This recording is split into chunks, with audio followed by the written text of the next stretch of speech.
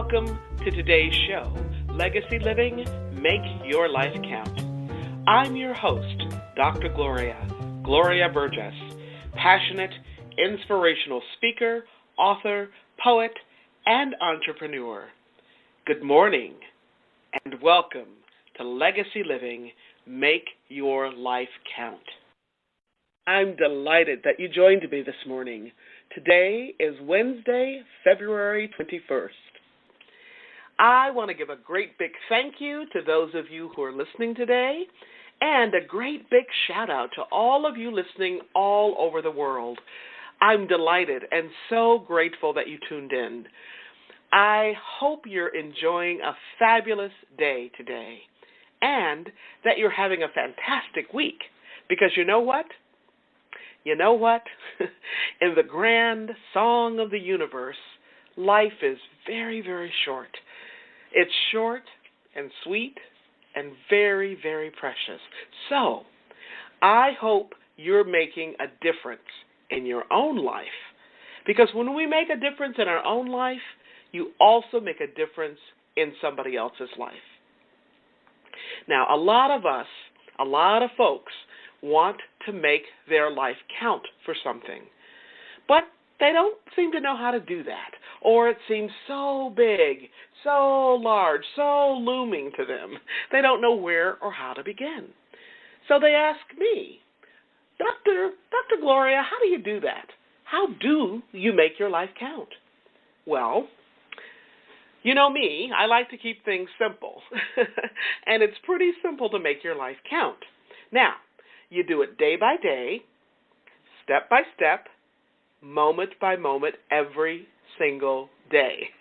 365, 24/7. You make your life count by being there for someone who just needs to hear the sound of your voice. I know sometimes I call up my mom and I say, Mom, I really don't have any news to share. I don't have anything that's different in my life. You know, she lives 2,000 miles away, and I say, I call because I just want to hear your voice. Let me tell you, my mom, just the sound of her voice washing over me, right? An adult woman, right? But she makes her life count for me by just, talking to me, and so that I can hear that sweet, sweet sound of her voice. Sometimes we can make our life count by the simple, loving things that we do for somebody else without any expectation of return, right? We can be an encourager. We can be a champion, a cheerleader. Maybe we take a walk. We take a walk with someone we love. Maybe we make a special dinner for them, right? Or maybe we make breakfast, a hot breakfast in the morning, rather than, getting that breakfast on the go like we sometimes do. Maybe you have a new neighbor in your neighborhood. Maybe it's right next door, and maybe you make them a batch of cookies or make a casserole for them. And it doesn't have to be a new neighbor. You can make it for somebody who's been there for a while, right? Take a load off.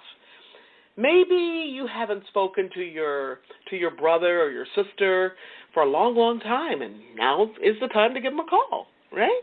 Or maybe you visit your uncle. Maybe you're the only person in the family who does that anymore, right? And what a difference your presence makes to that one person. I know after I work a day, a long day working with my clients, maybe I've been facilitating a retreat or a meeting of some kind, and I come home and, sometimes I find that my husband has lit a candle and he's lit some incense, some warm, fragrant incense, and then he runs a nice hot bath for me. Just because, right? Just because he knows I've been working hard. Yeah, that's what I'm talking about, okay? That's the kind of difference you can make in somebody else's life. You make a difference by being grateful for who you are, being grateful for family and friends, and by counting your blessings. And you know what? We can actually go beyond simply counting our blessings. We can go beyond that by being a blessing in somebody else's life. I know just a few days ago I was leading a circle of women. I had young women, I had middle-aged women, I had older women in the group, And these women really wanted to lean into their purpose, right? Now, I had somebody come in late, and she says, "Oh, Gloria, I'm so sorry I'm late." And I said, "No, you're not late. You're right on time." She was. She was right on time for her. And we welcomed her into the group and folded her right in, and that's how things go, right? And then when she introduced herself, she said, "I thought that this was going to be your class. I thought that this circle was going to be all about legacy." And so I kind of waited a few minutes, and, I had her introduce herself, and then I came back around to her, and I said, everything I do, everything I talk about, my whole life is about legacy. So you're at the right place at the right time because for you, this circle will be about legacy. You will get what you came for. Now, you know me. I talk about legacy on this show, and you know that, if you really understand legacy, we don't have to wait to the end of our life or wait until we're about ready to retire or transition, right, to think about our legacy. I mean, you know the drill. Legacy is what I talk about every single week on this show. We create our legacy every single moment, every single day, right? 365, 24/7. And this circle was really all about legacy. And one of the things we did in the circle that made a significant difference in every single person's life was we shared stories. We shared stories. I invited them to share a story about, someone or something that's what I call chasing them down, right? Usually that's your purpose, and you're running away from it, right? And I also had them share stories about what inspired them, who or what inspired them. Because, we can't see in other people what we don't already have in ourselves. And then we talked about, closing the gap between that thing, that presence, whatever it was that was chasing you down, and what inspires you, what lights your fire. And let me tell you, they shared some amazing stories with one another, some pretty amazing stories. Sometimes we just need to sit back, to just put our feet up and hit the pause button, right? Just hit the pause button. We need to sit across the table from someone, grab our teapot, pour a cup of tea, light up the coffee pot, pour an espresso, whatever we're doing, and just listen. Listen to someone else share their story. Sometimes that's how we can make a difference in somebody else's life. Now, one of my favorite poets is a woman by the name of Muriel Rukeyser. Muriel Rukeyser. And I love what she says. She reminds us, some of us think that the world is all about science, right? That the world is made up of atoms. But she says, oh no, the world is not made up of atoms. It's made up of stories. The world is not made up of atoms. It's made up of stories. I love that. I remember growing up in my personal village, we used to sit around the kitchen table, just girls and women, husking corn, silking, taking the silk out of the corn, shelling peas, right? We'd sit around just talking and, picking the stems out of the collard greens, and we'd share stories. We'd share one another's lives. So sometimes it just helps to put your phone down, to turn Facebook off, to turn Twitter off, to stop taking those photos for Instagram, right? And just sit across from the table from someone, look into their eyes, and share your life with them. That's what legacy living, make your life count, is all about. You could learn more about legacy and legacy living, make your life count, by visiting the Gloria Burgess website. That's Gloria Burgess, Gloria, like the song Gloria. Gloria Burgess, B as in boy, URGESS.com. That's the Gloria Burgess website, Gloria B as in boy, URGESS.com, or by visiting Facebook. I just told you to turn it off, and now I'm telling you to visit it, right? But again, if you want to learn more about me, go to facebook.com/DR as in doctor, Dr. Gloria Burgess, PhD /.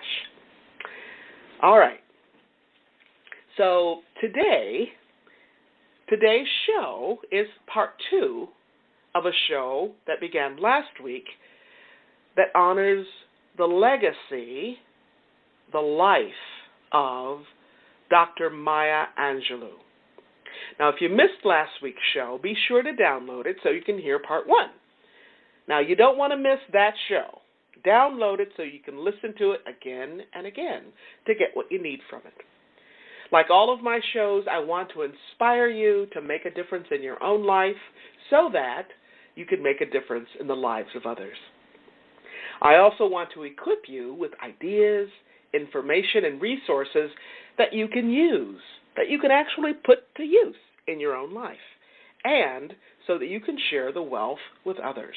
In fact, one of my goals with these shows is to share the wealth so that folks in countries and in places in the U.S. and countries outside of the U.S. where there are few books or little access to them and other similar kinds of resources, so folks can listen in and get what they need. Okay? So in my travels, I'm actually astounded to see more cell phones these days than books.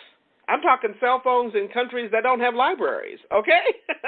But let me tell you something else. With a cell phone, you can listen into this show and to other shows, and you can share the information, and you can share all of these great resources. I just love technology sometimes. Can I get an amen? Especially when it's put to good use, right? And you know what? If you're so inclined, you can share the wealth with folks in your circle in the United States and beyond. All right. Now, about Dr. Angelou. Now, most of you know that she was an amazing poet and writer. Well, did you also know that she was an actress, director, filmmaker, humanitarian, mom, and so much more? Now, as many of you know, during the month of February in the United States, we celebrate Black History or Black Heritage Month. Well, you know me. I celebrate the lives of all people all the time, no matter who they are. I just love celebration. And I especially love to celebrate the soulful lives of African Americans, Black lives, every single day, 365, 24/7. So, who is Maya Angelou? Well, as I mentioned just a few moments ago, she's an incredible poet, writer, actor, director, filmmaker, humanitarian, and an amazing human being. Miss Maya's poetry and prose shines the light on what it means to be human. Now, just as she was honored to write and share a poem for President Bill Clinton's inauguration to shine the light on what it means to be human, Dr. Maya Angelou was also honored and blessed to write a poem to shine the light on the life of Nelson Mandela, a man who deeply understood what it means to be human.